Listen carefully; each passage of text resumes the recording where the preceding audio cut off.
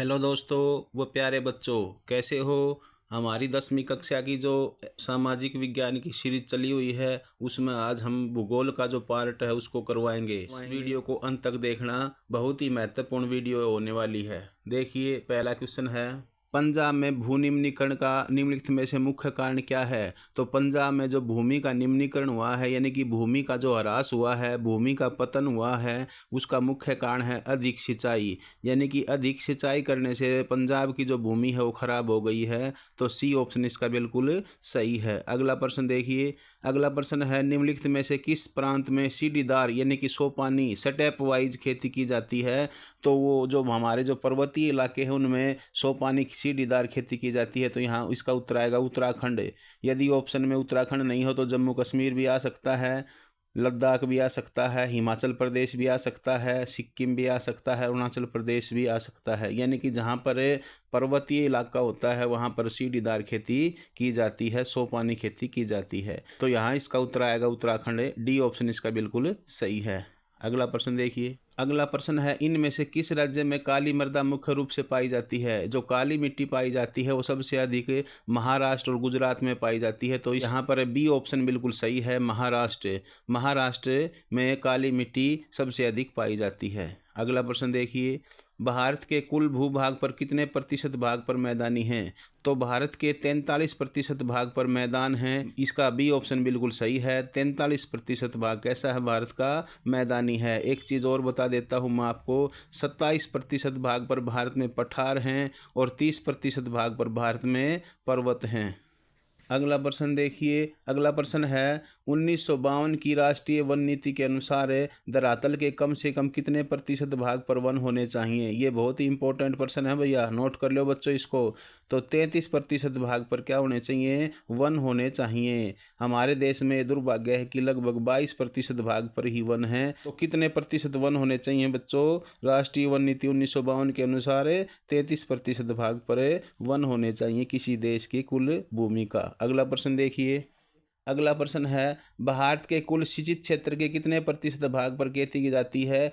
तो 54% भाग पर हमारे देश में जो सिंचाई के योग्य क्षेत्र है उसके 54% भाग पर कृषि की जाती है। तो इसका सी ऑप्शन बिल्कुल सही है। 54% जो भाग है उस पर कृषि की जाती है। तो सी ऑप्शन इसका बिल्कुल सही है। अगला प्रश्न देखिए, अगला प्रश्न है, पंजाब, हरियाणा और पश्चिमी उत्तर प्रदेश में भूमि निम्नीकरण का क्या कारण है। तो यहाँ पर भूमि निम्नीकरण का मुख्य कारण है अधिक सिंचाई। तो ए ऑप्शन इसका बिल्कुल सही है, अधिक सिंचाई। अगला प्रश्न देखिए, भारत का महत्वपूर्ण उत्तरी मैदान बना है। हमारे देश का जो उत्तरी विशाल मैदान है ये जलोढ़ मृदा का बना हुआ है। तो इसका सी ऑप्शन बिल्कुल सही है। यहाँ जलोढ़ मिट्टी पाई जाती है। इस क्षेत्र में, इस मैदानी इलाके में नदियाँ बहती हैं और नदियों ने इस मैदान का निर्माण किया है। तो ये जलोढ़ मिट्टी का क्षेत्र है भारत का उत्तरी विशाल मैदान। अगला प्रश्न देखिए, अगला प्रश्न है, कपास उत्पादन के लिए सबसे उपयुक्त कौन सी मिट्टी होती है। बहुत ही इंपॉर्टेंट प्रश्न है ये, वेरी इंपॉर्टेंट है, इसको नोट कर लीजिए।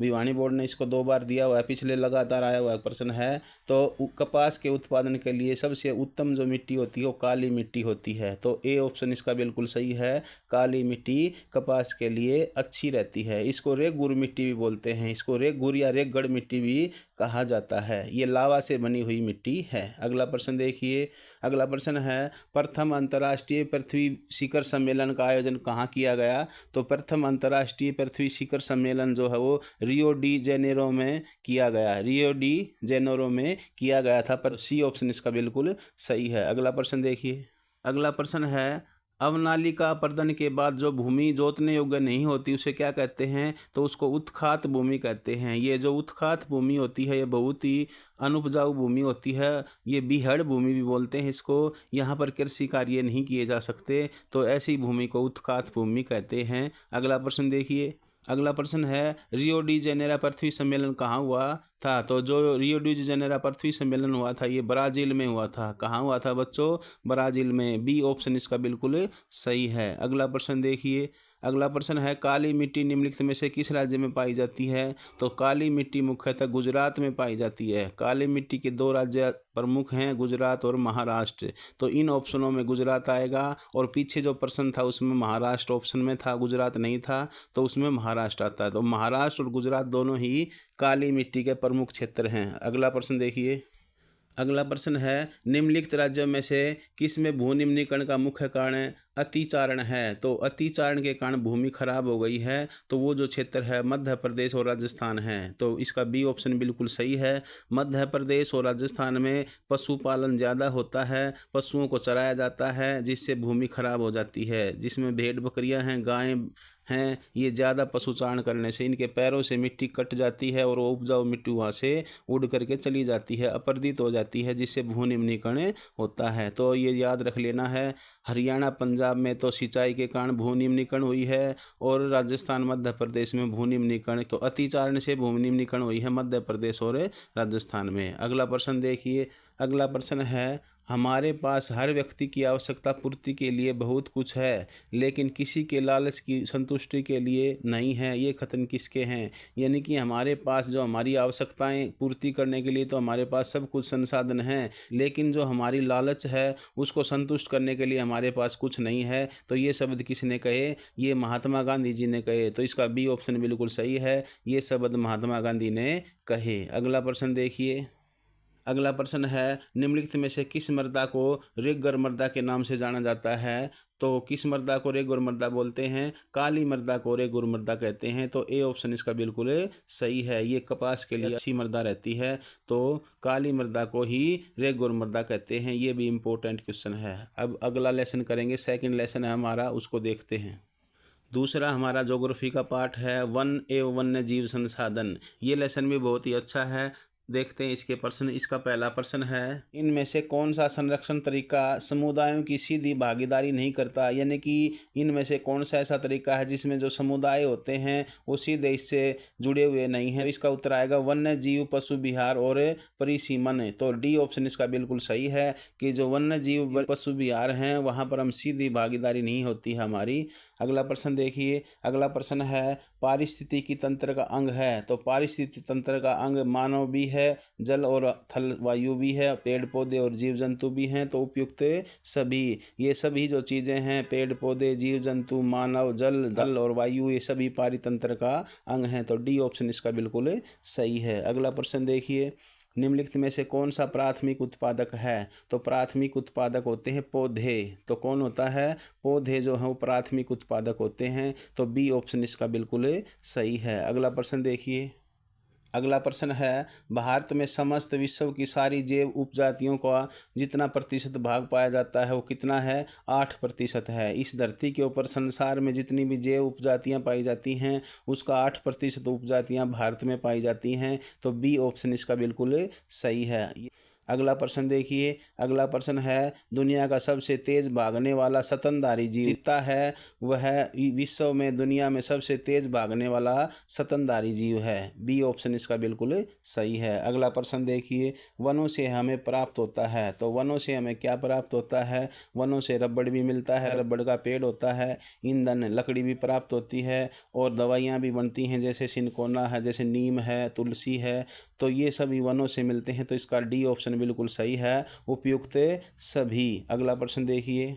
अगला प्रश्न है, टकसोल नामक रसायन से निम्नलिखित में से किस रोग की औषधि बनाई जाती है? जो टकसोल नामक रसायन है उससे कैंसर की औषधि बनाई जाती है। जो कैंसर की जो बीमारी है उसके इलाज के लिए टकसोल नामक रसायन से क्या बनाई जाती है? औषधि बनाई जाती है। तो सी ऑप्शन इसका बिल्कुल सही है। अगला प्रश्न देखिए।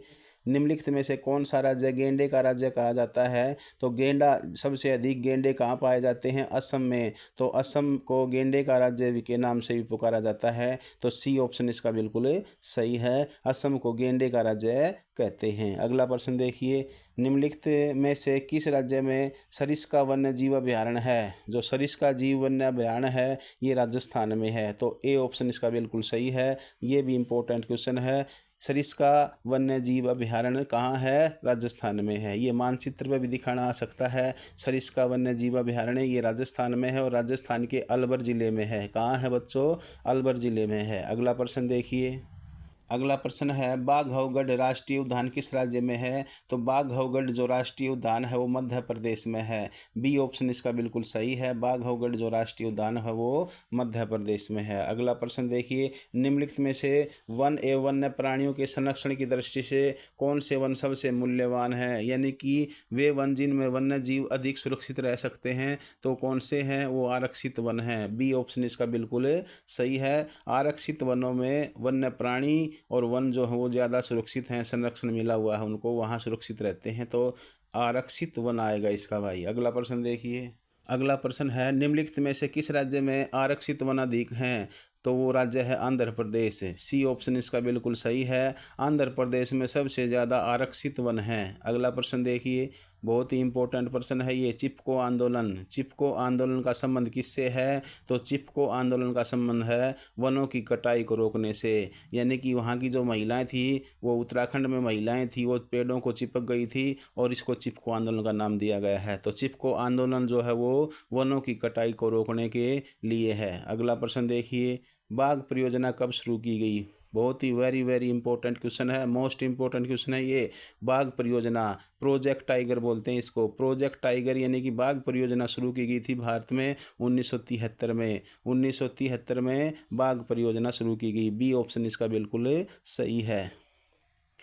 अगला प्रश्न देखिए, अगला प्रश्न है, सुंदरवन राष्ट्रीय उद्यान किस राज्य में स्थित है? जो सुंदरवन का नेशनल पार्क है वो पश्चिमी बंगाल में है। ये सुंदरवन के डेल्टे के ऊपर है, सुंदरवन नेशनल पार्क, तो इसका सी ऑप्शन बिल्कुल सही है। सुंदरवन नेशनल पार्क पश्चिमी बंगाल में है। ये इंपॉर्टेंट है, मानचित्र पर दिखाना भी आ जाता है कई बार कि सुंदरवन का नेशनल पार्क जो है, सुंदरवन नेशनल पार्क को दिखाओ, तो आपने पश्चिमी बंगाल में दिखा देना है, जहाँ पर सुंदरवन का गंगा ब्रह्मपुत्र का जो डेल्टा है, यह विश्व का सबसे बड़ा डेल्टा है, वहीं पर सुंदरवन नेशनल पार्क है। अगला प्रश्न देखिए, जिम कॉर्बेट राष्ट्रीय उद्यान किस राज्य में है? जिम कॉर्बेट नेशनल पार्क जो है उत्तराखंड में है। डी ऑप्शन इसका बिल्कुल सही है। जिम कॉर्बेट कहाँ बच्चों? उत्तराखंड में।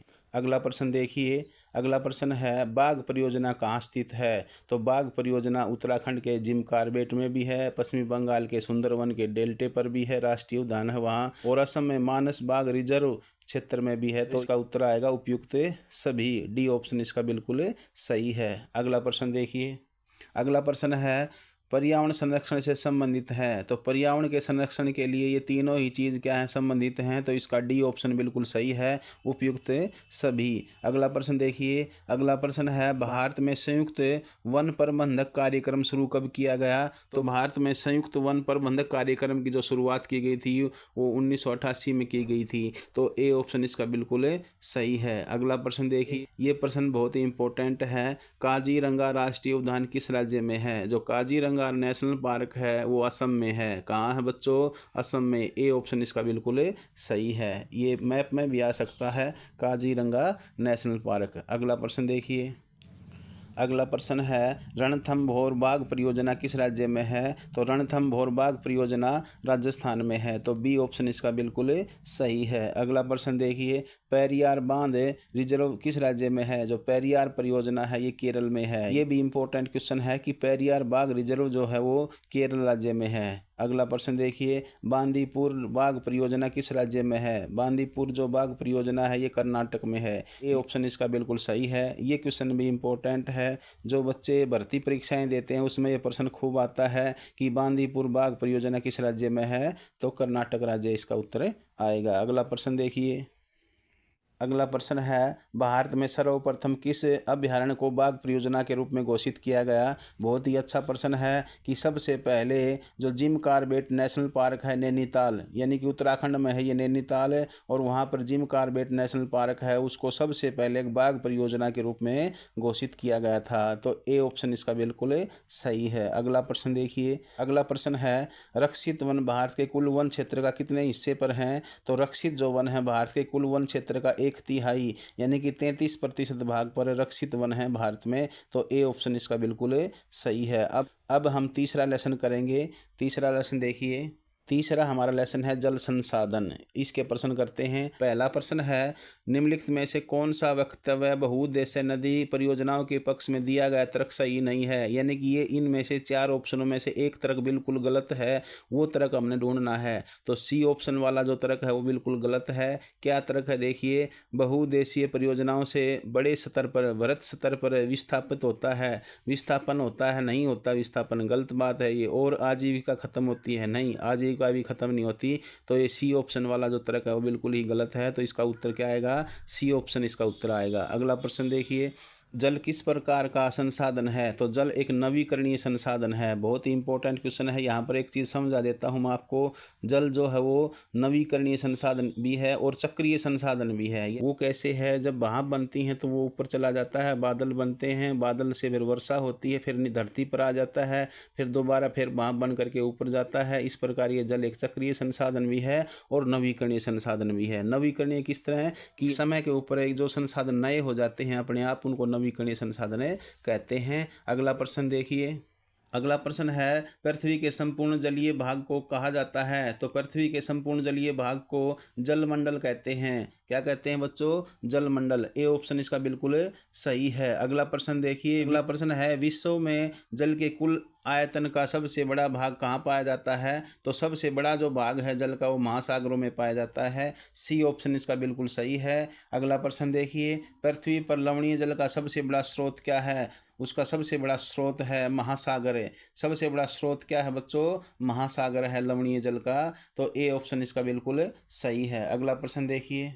अगला प्रश्न है, प्रति व्यक्ति प्रति वर्ष जल उपलब्धता के संदर्भ में भारत का विश्व में कौन सा स्थान है। तो भारत का 133वां स्थान है। कौन सा स्थान है बच्चों, 133वां स्थान है। अगला प्रश्न है, जल दुर्लभता का क्या कारण है। तो जल दुर्बलता का जो कारण है, उपयुक्त सभी कारण हैं। जल की का अधिक शोषण, जल का असमान वितरण और जल का अत्यधिक उपयोग, ये सभी हैं। तो इसका डी ऑप्शन बिल्कुल सही है। अगला प्रश्न देखिए, जवाहरलाल नेहरू ने बांधों को क्या कहा। जवाहरलाल नेहरू ने बांधों को क्या कहा था, आधुनिक भारत के मंदिर। ये जो नदी घाटियां परियोजना है, नदी घाटी परियोजना, इनको जवाहरलाल नेहरू ने आधुनिक भारत के मंदिर कहा था। तो सी ऑप्शन इसका बिल्कुल सही है। अगला प्रश्न देखिए।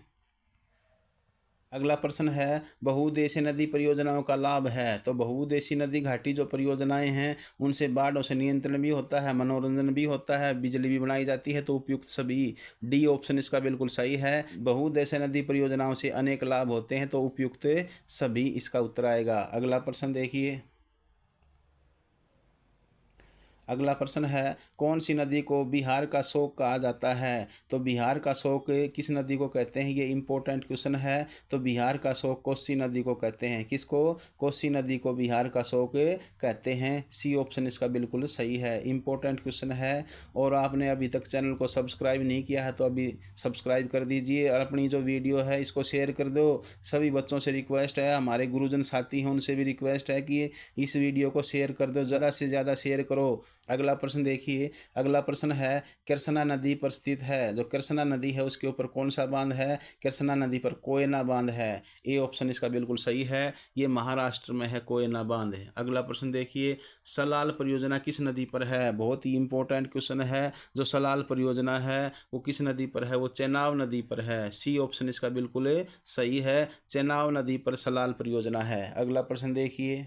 अगला प्रश्न है, राणा प्रताप सागर बांध किस नदी पर है। बहुत ही अच्छा प्रश्न है। राणा प्रताप सागर बांध जो है वो चंबल नदी पर है। ए ऑप्शन इसका बिल्कुल सही है। चंबल नदी के ऊपर राणा प्रताप सागर बांध है। एक फिल्म बना रखी है चंबल नदी पर, रूप की रानी चोरों का राजा, उससे याद कर लेना। चंबल नदी पर है राणा प्रताप सागर बांध। अगला प्रश्न देखिए, दामोदर घाटी परियोजना कौन से राज्य में है। तो दामोदर जो घाटी परियोजना है पश्चिमी बंगाल और झारखंड में है। अगला प्रश्न देखिए, भाखड़ा नंगल परियोजना का संबंध निम्नलिखित में से किस राज्य में है। जो भाखड़ा नंगल परियोजना है उसका संबंध हरियाणा से भी है, हिमाचल से भी है और पंजाब से भी है। तो उपयुक्त सभी आएगा इसका उत्तर। डी ऑप्शन इसका बिल्कुल सही है। कहाँ कहाँ है, पंजाब में ये बांध है, हिमाचल प्रदेश में ये इस नदी के ऊपर झील है और हरियाणा को इससे बिजली की आपूर्ति होती है। तो इस प्रकार ये इसका संबंध तीनों ही राज्यों से है। अगला प्रश्न देखिए, अगला प्रश्न है, इंदिरा गांधी नहर परियोजना किस राज्य में बनाई गई है? बहुत ही इंपॉर्टेंट क्वेश्चन है। इंदिरा गांधी जो नहर है इसको राजस्थान नहर भी बोलते हैं।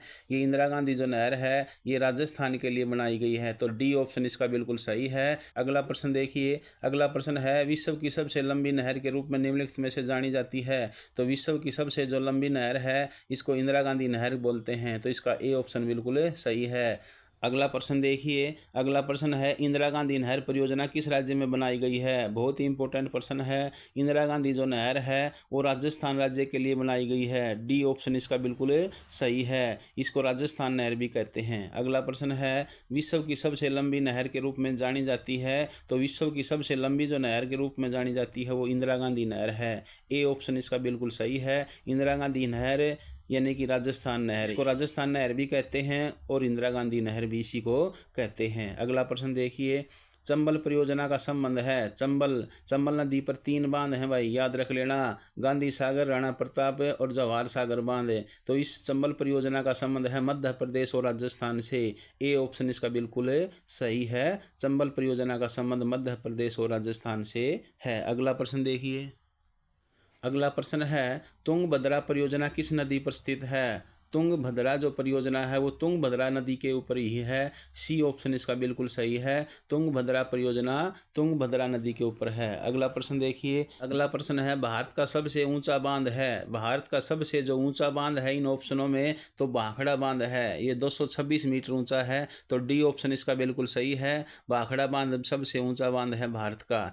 यहाँ पर एक प्रश्न इस और समझा देता हूँ मैं आपको कि यदि प्रश्न आ जाता है कि विश्व का सबसे लंबा बांध कौन सा है या भारत का सबसे लंबा बांध, भारत का भी सबसे लंबा बांध और विश्व का भी सबसे लंबा बांध है, तो वो है हीराकुंड बांध।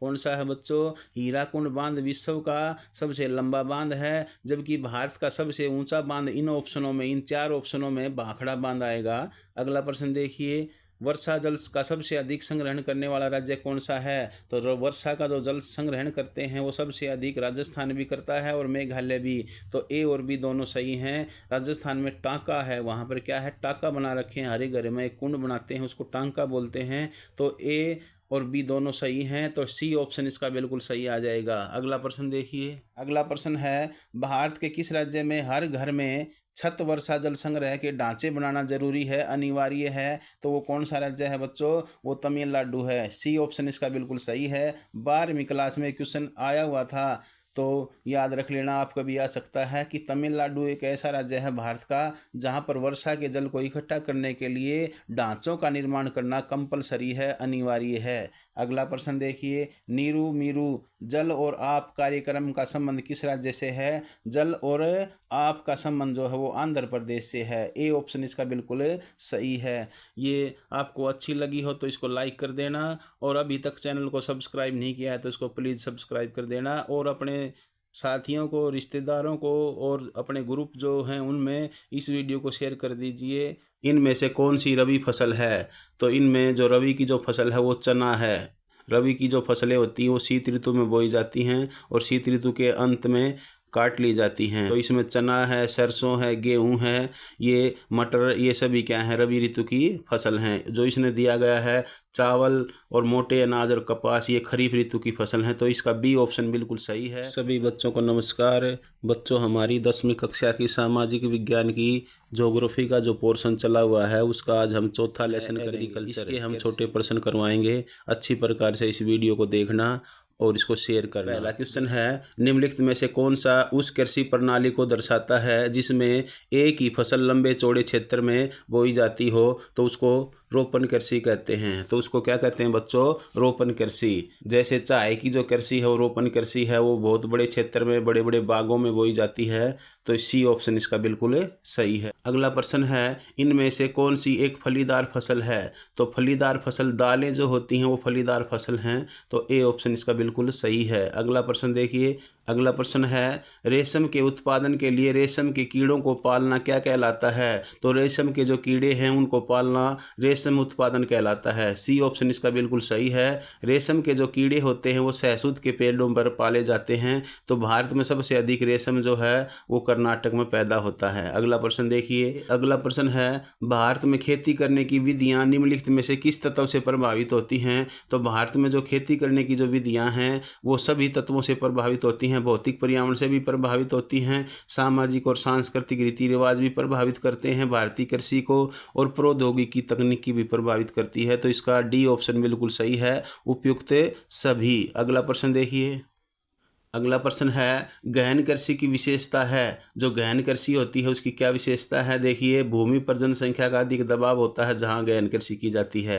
रासायनिक निवेश भी होता है, उसमें उर्वरक भी डाले जाते हैं, सिंचाई का भी प्रयोग खूब किया जाता है गहन कृषि में। तो इसका डी ऑप्शन बिल्कुल सही है, उपयुक्त सभी। गहन कृषि की उपयुक्त सभी विशेषताएं रखती है। अधिक रसायन भी प्रयोग होते हैं, सिंचाई का भी प्रयोग किया जाता है, और वहाँ जनसंख्या भी काफ़ी निवास करती है उस क्षेत्र में गहन कृषि की जाती है। अगला प्रश्न देखिए, भारत में कौन से क्षेत्र में गेहूं का उत्पादन सबसे ज़्यादा होता है? तो भारत में जो गंगा सतलुज का मैदान है, उत्तरी विशाल मैदान बोलते हैं जिसको, उसमें सबसे अधिक गेहूं का उत्पादन होता है। तो सी ऑप्शन इसका बिल्कुल सही है, जिसमें हरियाणा, पंजाब, उत्तर प्रदेश का एरिया लगता है। अगला प्रश्न देखिए, अगला प्रश्न है, खीरा व तरबूज की कृषि उदाहरण है। जो खीरा और तरबूज की जो कृषि है वो किस ऋतु की उदाहरण है? तो वह जायद ऋतु की उदाहरण है। जायद ऋतु में खीरा, ककड़ी, तरबूज ये बोए जाते हैं। तो इसका सही उत्तर आएगा जायद। सी ऑप्शन बिल्कुल सही है। अगला प्रश्न देखिए, अगला प्रश्न है, निम्नलिखित में से कौन सी खरीफ की फसल नहीं है? इनमें से एक ऐसी फसल है जो खरीफ की नहीं है,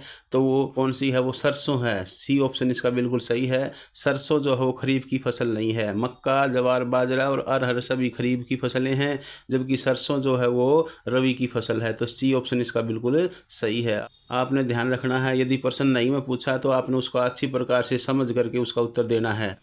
अगला प्रश्न देखिए, अगला प्रश्न है, निम्नलिखित फसलों में से ऐसी फसल पहचाने जो तैयार होने में लगभग 1 वर्ष का समय लेती है। तो वो गन्ना है। डी ऑप्शन इसका बिल्कुल सही है। गन्ना जो है वो लगभग 1 वर्ष में तैयार होता है। तो इसका डी ऑप्शन बिल्कुल सही है, गन्ना। अगला प्रश्न देखिए, अगला प्रश्न है, भारत के किस राज्य में सबसे अधिक बाजरा उगाया जाता है? तो भारत में सबसे अधिक जो बाजरा है वो राजस्थान में उगाया जाता है। सी ऑप्शन इसका बिल्कुल सही है, राजस्थान में बाजरा सबसे अधिक उगाया जाता है। अगला प्रश्न देखिए, अगला प्रश्न है, निम्नलिखित में से व्यावसायिक फसल कौन सी है? तो व्यावसायिक जो फसल है इन ऑप्शनों में चाय है। तो ए ऑप्शन इसका बिल्कुल सही है, चाय जो है ये एक व्यावसायिक फसल है, जबकि चावल, गेहूँ ये खाद्य फसल हैं। तो चाय इसका उत्तर आएगा, चाय एक व्यावसायिक फसल है। अगला प्रश्न देखिए, अगला प्रश्न है, निम्नलिखित में से रोपण कृषि का उदाहरण है। रोपण कृषि कौन सी है? इनमें चाय जो है वो रोपण कृषि है। यानी कि रोपण कृषि वो होती है जिसमें पहले पौध तैयार की जाती है और उसको दूसरे स्थान पर रोपा जाता है। तो डी ऑप्शन इसका बिल्कुल सही है,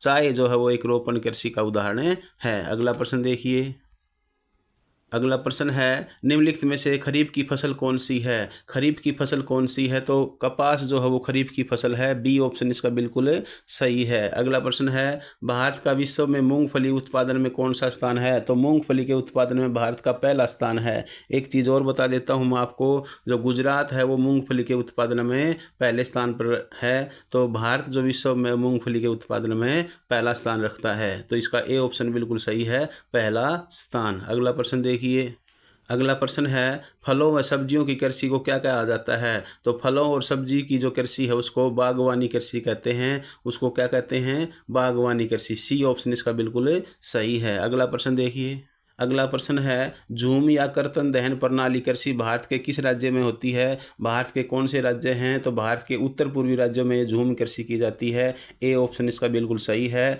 झूम या कर्तन दहन कृषि क्या होती है मैं बता देता हूं आपको। यानी कि पहले झाड़ियों को काटा जाता है, फिर जलाया जाता है, और जो राख होती है उपजाऊ शक्ति का काम करती है, फिर वहाँ कृषि की जाती है। 1-2 वर्ष के बाद उस स्थान को छोड़ करके फिर आगे यही कार्य किया जाता है। तो ये जो कृषि है भारत के उत्तर पूर्वी राज्यों में की जाती है। ए ऑप्शन इसका बिल्कुल सही है। अगला प्रश्न देखिए, कर्तन दहन प्रणाली कृषि को मैक्सिको में और अमेरिका में किस नाम से जाना जाता है? तो कर्तन दहन जो झूम कृषि है, जो कर्तन दहन प्रणाली है कृषि की, उसको मैक्सिको और मध्य अमेरिका में मिल्पा के नाम से जाना जाता है। ए ऑप्शन इसका बिल्कुल सही है, मिल्पा। अगला प्रश्न देखिए, इनमें से कौन सी ऋतु मुख्यतः तरबूज और खरबूज की खेती के लिए जानी जाती है? उत्तम है।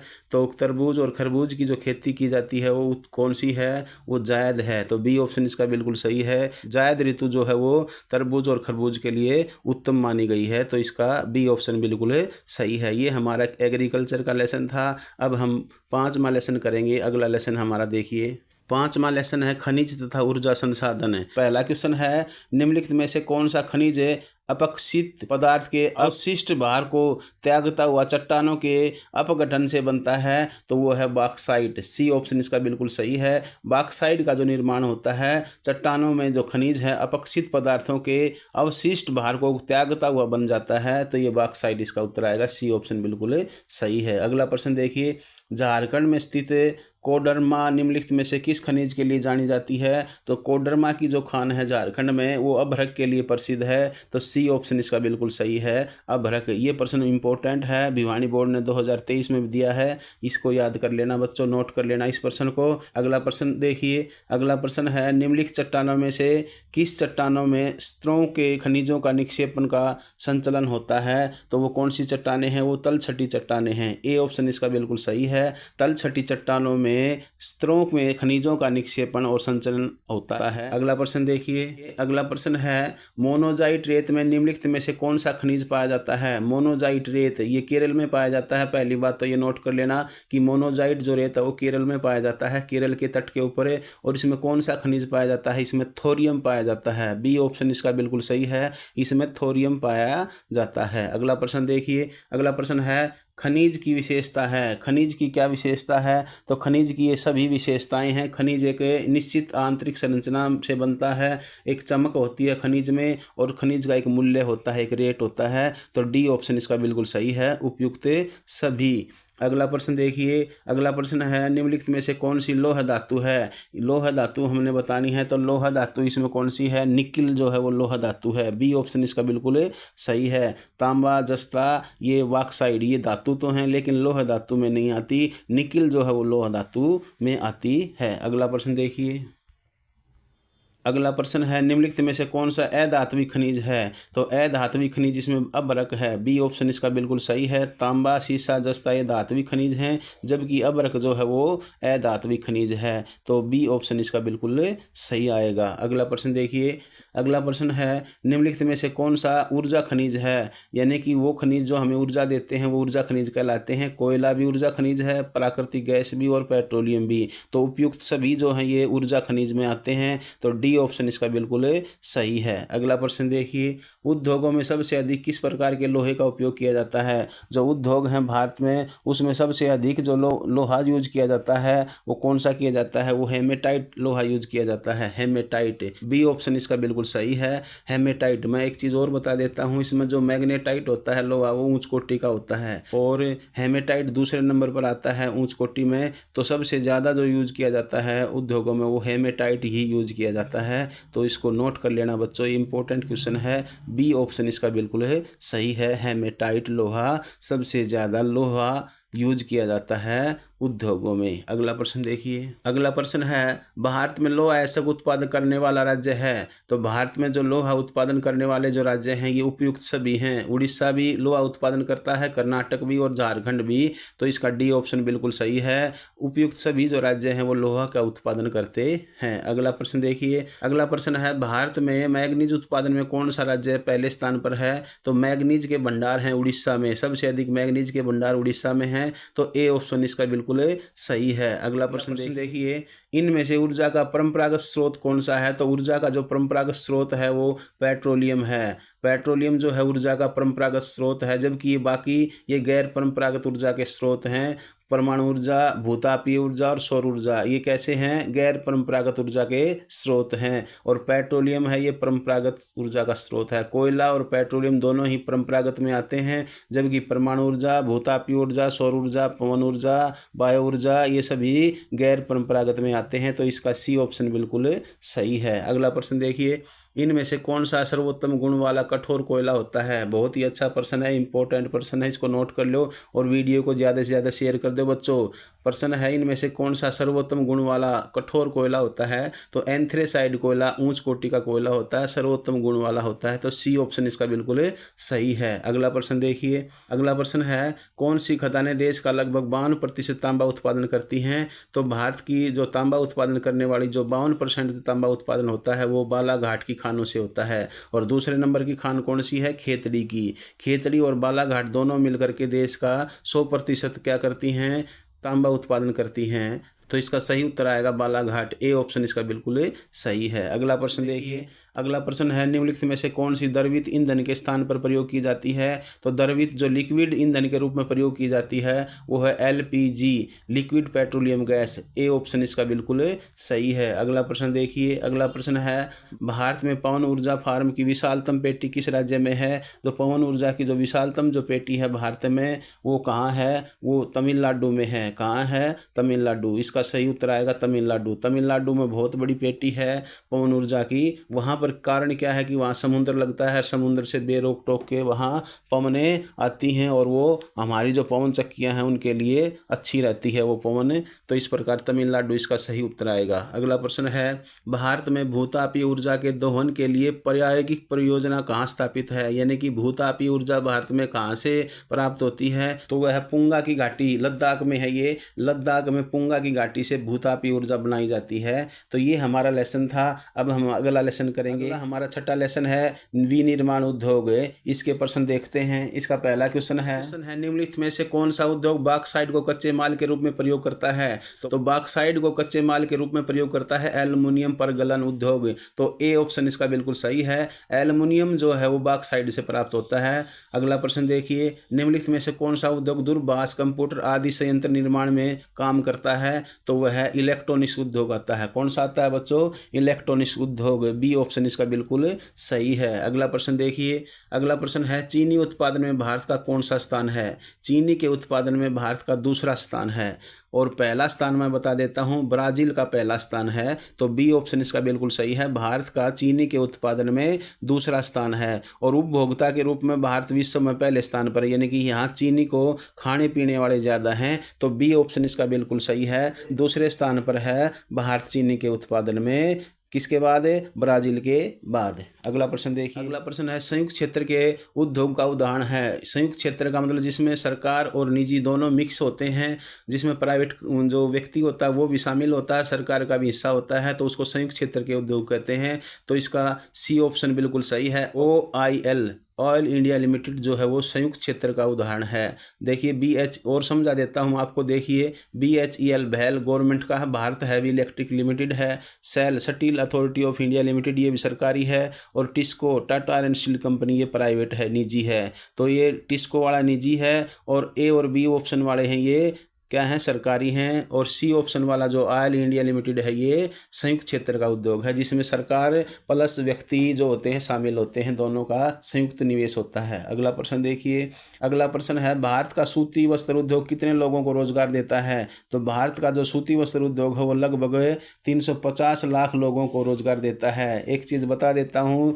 कि दुनिया में सबसे अधिक जो रोजगार देने वाला जो उद्योग है वो सूती वस्त्र उद्योग ही है। तो बी ऑप्शन इसका बिल्कुल सही है। अगला प्रश्न देखिए, सीमेंट उद्योग में कच्चे माल के रूप में क्या प्रयोग किया जाता है? तो सीमेंट उद्योग के में कच्चे माल के रूप में सबसे अधिक उपयोग वैसे चूना का पत्थर किया जाता है, सिलिका भी की जाती है और एल्यूमिनियम भी किया जाता है। तो उपयुक्त सभी आएगा। तो सीमेंट उद्योग में कच्चे माल के रूप में ये सभी चीज़ें यूज की जाती हैं, उपयुक्त सभी। डी ऑप्शन इसका बिल्कुल सही है। अगला प्रश्न देखिए, अगला प्रश्न है टिस्को की स्थापना कब की गई? टिस्को की टाटा आयरन स्टील कंपनी जो है वो टाटा ने लगाई थी और इसकी स्थापना हुई थी 1907 में। बी ऑप्शन इसका बिल्कुल सही है। टिस्को की स्थापना कब हुई बच्चों? 1907 में। अगला प्रश्न देखिए, सहकारी क्षेत्र के उद्योगों का उदाहरण है। सहकारी यानी कि जिसमें क्या होता है, एक समिति बना ली जाती है सहकारी और वो उद्योग को चलाती हैं। तो इसमें कौन सा है? ए और सी दोनों ही सही हैं, यानी कि महाराष्ट्र की चीनी मिलें भी सहकारी उद्योग का उदाहरण है और केरल का नारियल उद्योग भी सहकारी क्षेत्र के उद्योग का उदाहरण है। तो इसका डी ऑप्शन बिल्कुल सही है। ए और सी दोनों ही सही हैं। अगला प्रश्न देखिए, कौन सा शहर भारत की इलेक्ट्रॉनिक्स राजधानी कहलाती है? तो भारत की इलेक्ट्रॉनिक्स राजधानी किसे कहते हैं? बेंगलोर को कहते हैं। सी ऑप्शन इसका बिल्कुल सही है। बेंगलोर को भारत का इलेक्ट्रॉनिक्स उद्योग की राजधानी कहते हैं। ये आपने नोट कर लेना है, इंपॉर्टेंट क्वेश्चन है। बेंगलोर को भारत का सिलिकॉन घाटी भी कहा जाता है, ये भी आपने नोट कर लेना है। अगला प्रश्न देखिए। अगला प्रश्न है, जल प्रदूषण के लिए जिम्मेदार प्रमुख उद्योग क्या हैं? जो जल प्रदूषण होता है वो सबसे अधिक किससे होता है? जल प्रदूषण सबसे अधिक वस्त्र उद्योग से होता है। क्यों होता है? क्योंकि जो वस्त्र जो होते हैं उसको रंगने का काम है, धुलाई का काम है, सारा पानी में होता है, जिससे वो पानी में बहा दिया जाता है और पानी जल जो हो प्रदूषित हो जाता है। तो ए ऑप्शन इसका बिल्कुल सही है, वस्त्र उद्योग से जल प्रदूषण अधिक होता है। अगला प्रश्न देखिए। ये अगला प्रश्न है, निम्न में से पहला सफल सूती वस्त्र उद्योग 1854 में कहाँ लगाया गया था? तो भारत में पहला सफल सूती वस्त्र उद्योग 1854 में मुंबई में लगाया गया था। बी ऑप्शन इसका बिल्कुल सही है। कहाँ लगा था बच्चों? मुंबई में। ये मुंबई महाराष्ट्र की राजधानी है। मुंबई को सूती वस्त्र उद्योग की राजधानी भी कहते हैं, ये भी नोट कर लेना भाई। मुंबई को सूती वस्त्र उद्योग की राजधानी भी कहा जाता है। अगला प्रश्न देखिए, भारत में रेशम वस्त्र उद्योग का प्रमुख केंद्र कौन सा है? तो रेशम उद्योग का जो प्रमुख केंद्र है वो मैसूर है। मैसूर कहाँ है? कर्नाटक में है। सबसे अधिक रेशम का जो कीड़े जो होते हैं वो सहसुत के पेड़ों पर वो कर्नाटक में ही मैसूर के आसपास ही पाले जाते हैं। तो इसका सही उत्तर आएगा मैसूर। बी ऑप्शन बिल्कुल सही है। अगला प्रश्न देखिए, भारत के किस क्षेत्र में सर्वाधिक लोहा इस्पात उद्योग स्थापित हैं? तो भारत में सबसे अधिक लोहा इस्पात जो उद्योग हैं वो छोटा नागपुर के पठार पर हैं। तो बी ऑप्शन इसका बिल्कुल सही है। क्यों है छोटा नागपुर के पठार पर? क्योंकि वहाँ पर पर्याप्त मात्रा में कोयला और लोहा ऐसा पाया जाता है और जिस कारण से वहाँ पर ज़्यादा उद्योग स्थापित हैं, लोहा इस्पात उद्योग केंद्र ज़्यादा हैं। तो छोटा नागपुर का पठार बिल्कुल राइट है। इंपॉर्टेंट क्वेश्चन भी है ये। अगला प्रश्न देखिए। अगला प्रश्न है, निम्नलिखित में से कौन सा देश जूट का सबसे बड़ा उत्पादक है? तो ये जो चार ऑप्शन दे रखे हैं इनमें सबसे बड़ा जो जूट का उत्पादन देश है वो भारत है। कौन है? भारत। ए ऑप्शन इसका बिल्कुल सही है। एक चीज़ और बता देता हूँ मैं आपको, जूट के उत्पादन में जो भारत का प्रतिद्वंदी देश है वो बांग्लादेश है। तो यहाँ पर जूट का सबसे बड़ा उत्पादक देश भारत है। ए ऑप्शन इसका बिल्कुल सही है।